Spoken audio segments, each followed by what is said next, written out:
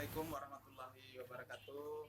Kita sekarang lagi berada di Kota Malang, yang dimana bahwa pada hari ini kita ada acara mengantar peserta untuk melaksanakan pretest untuk mengikuti PPG, yaitu guru PAI di seluruh kabupaten yang ada di lintas barat ini. Karena kebetulan kita ada waktu dan sore ini kita berangkat pulang, maka kita singgah sebentar di toko ini untuk membeli alat-alat kecuali sotik. Karena di sini nampaknya banyak alat-alat yang bisa kita manfaatkan untuk ngevlog atau menjadi YouTuber.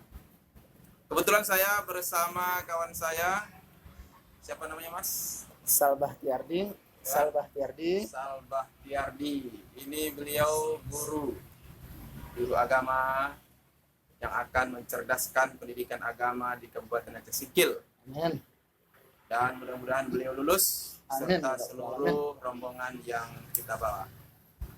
Terima kasih pertemuan kita pada sore ini. Mudah-mudahan ada manfaat. Mohon maaf atas segala kesalahan.